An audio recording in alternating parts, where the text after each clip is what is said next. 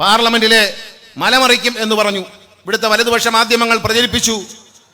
രാഹുൽ ഗാന്ധി വയനാട്ടിൽ വന്ന് മത്സരിക്കുകയാണ്. എന്തിനാമെന്ന് മത്സരിച്ച കേരളത്തോടുള്ള സ്നേഹം കൊണ്ടല്ല, ഇന്ത്യയോടുള്ള സ്നേഹം കൊണ്ടല്ല. ഇന്ത്യയിൽ, വടക്കേ ഇന്ത്യയിൽ എവിടെ മത്സരിച്ചാലും BJP കാരനുമായിട്ട് മത്സരിച്ചാൽ തോറ്റുപോകും എന്നുള്ളത് കൊണ്ട് കേരളത്തിൽ വന്ന് CPI സ്ഥാനാർത്ഥിക്കെതിരെ മത്സരിക്കുക.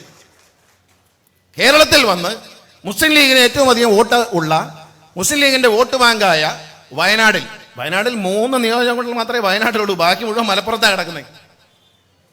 മുസ്ലിം ലീഗിന് അമിതമായ സ്വാധീനമുള്ള സ്ഥലത്ത് വന്ന് ഏകപക്ഷീയമായ വിജയം കൈവരിക്കാൻ വരികയാണ്.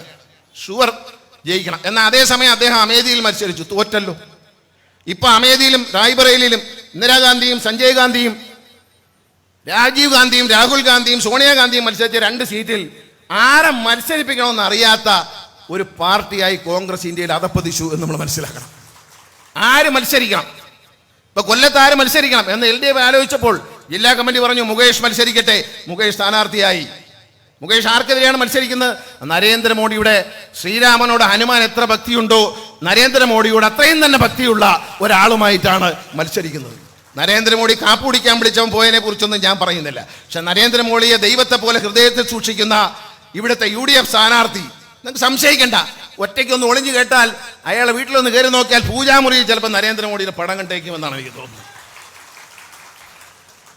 ആളെ കബളിപ്പിക്കുകയാണ്. മുസ്ലിം പള്ളിയിൽ ചെല്ലുമ്പോൾ ഖുറാന്റെ ഭാഗങ്ങൾ ഉദ്ധരിച്ച് പ്രസംഗിക്കും.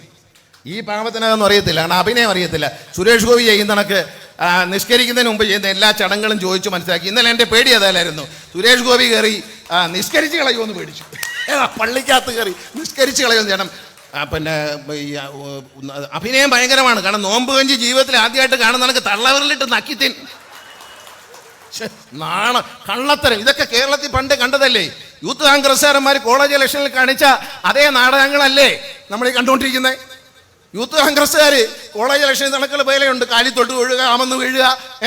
അതല്ലേ നടക്കുന്ന. ഒരാള് ജീവിതത്തിൽ നോമ്പ് കഞ്ഞി വേണമെങ്കിൽ ഒരു പാത്രം കൂടെ ചോദിച്ചാൽ ഇഷ്ടം പോലെ കൊടുക്കത്തില്ലയോ? നമ്മളൊക്കെ ചോദിക്കുമ്പോൾ 5ഉം 6ഉം പാത്രമാണ് കുടിക്കുന്നത്. ഏതാ ഇത്? പകലും കൂടെ നുണ്ട് കുടിച്ച് കിടന്നിട്ട് വൈകിട്ട് ഈ നോമ്പ് കഞ്ഞി കണ്ടപ്പം ജീവിതത്തിൽ കഞ്ഞി കാണാൻ തണക്ക് തള്ളവരലിൽ നാക്കിൽ വയ്ക്കുക.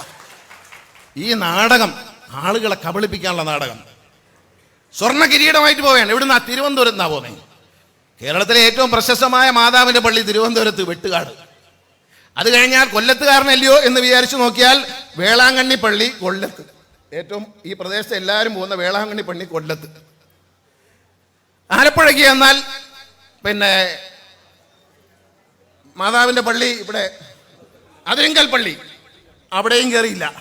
ഇടപ്പള്ളിയിൽ മാതാവിൻ്റെ പള്ളി, അരൂരിൽ മാതാവിൻ്റെ പള്ളി. ഇതെല്ലാം താണ്ടി തൃശ്ശൂരിലെ മാതാവിൻ്റെ തലയിൽ സ്വർണം പൂശിയ ചെമ്പ് കൊണ്ടുവച്ചപ്പോൾ മാതാവ് തന്നെ ഒന്ന് തല ഉരുക്കി എടുത്തോണ്ട് പോടാ എന്നാണ് പറഞ്ഞത്.